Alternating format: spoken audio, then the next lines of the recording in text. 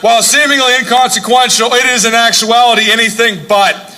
During the very first fight for our nation's freedom against an enemy whose forces were by all appearances far superior to those of our forefathers, 3% of the colonists stood, fought, and died so that their dream of a free country could be realized. That's it. Only 3% of the colonists proactively fought the king, and we won. All of you gathered here today number among the modern 3%. That is something that you should take great pride in. While we may be a minority, we are a determined minority, not unlike the original 3%. And like those who came before us, we will prevail against the king. We will win again. There you go. The question then becomes, how do we win? The answer is simple. We utilize the three boxes of liberty: the ballot box, the jury box, and finally, as a last resort, the ammunition box. Yeah! The last one needs no explanation. It's the reset button that our forefathers provided us. It is a button that I sincerely and fervently hope that we never need to push. For if we do, it will mean that every other mechanism that has provided us has failed. I do not believe that it should ever come to that if we do our part here today. The ballot box is where our battles must be fought and won. It is the first line of defense against tyranny.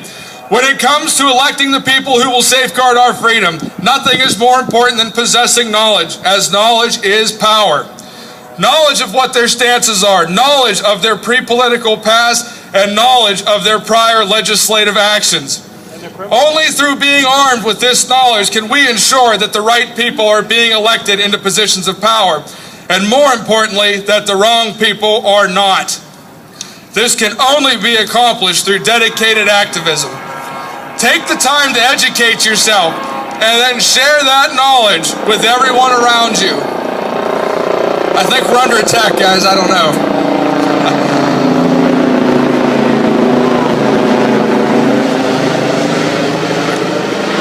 Most people gain their so-called knowledge of political candidates from the advertisements that they see on the leftist-controlled media. We need to change this. Try to engage a different person every single day and talk to them about the direction that our great nation is currently heading and explain to them the direction that it needs to go. It is past time that we effectively mobilize as a community and finally engender the change that is so long overdue.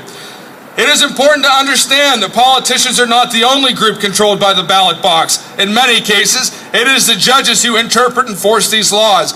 Those who have followed what has happened here in Erie know all too well the danger that an activist judge poses. A judge whose misapplication of the law as it is written was so gross it should cost him his job. Yeah! DeSantis, take a walk. The jury box is the next tool that we need to utilize. When we see that our rights are being trampled, we need to actively combat it.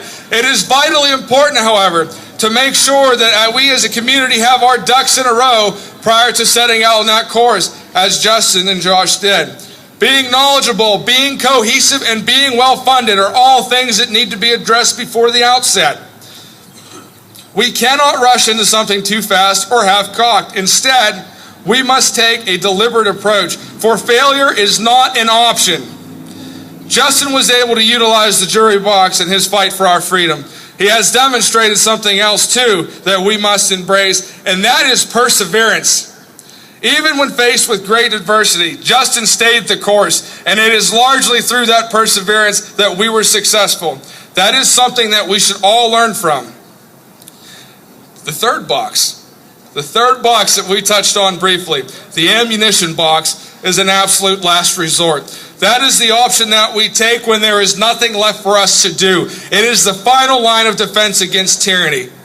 Nothing else really needs to be said about that.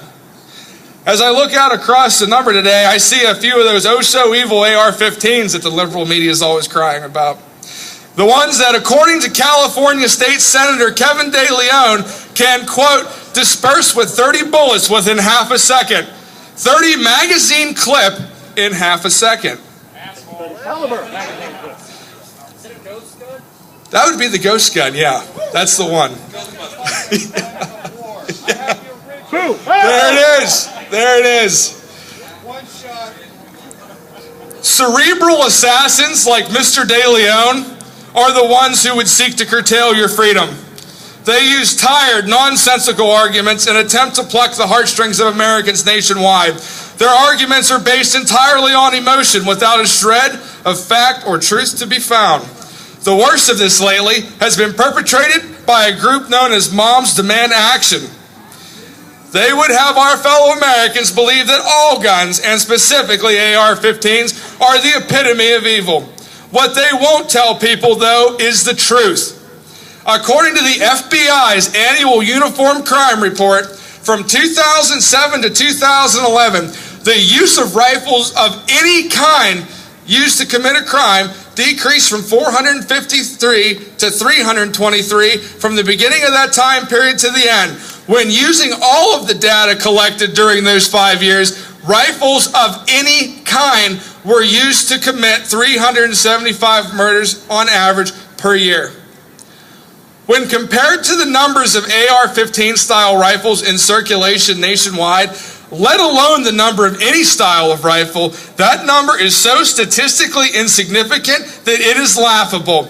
Comparatively, during the same years, hands were used to kill roughly twice as many people per year on average. So why aren't these groups advocating that we literally disarm everyone?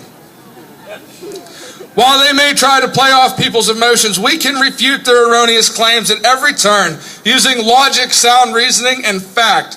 They cannot match that, no matter how many dead bodies they may seek to dance upon. Yeah. In conclusion, I would sincerely like to thank you for coming on behalf of Open Carry PA, myself, and Pennsylvanians across this state. You are the ones who will make the difference. The time for talking about what we should do has passed us. It is now time to actually do things that will secure our freedom, not only for us, but for our children and their children's children. Edmund Burke once said, "All that is necessary for evil to triumph is for good men to do nothing." We will not let the evil succeed. We are Americans, we are Pennsylvanians, and we will win. Yeah. I'm going to turn this over now to Mr. Kim Stolfer, head of the FOAC. This man has done more for Pennsylvania gun owners than many will ever realize. Mr. Stolfer. Yeah.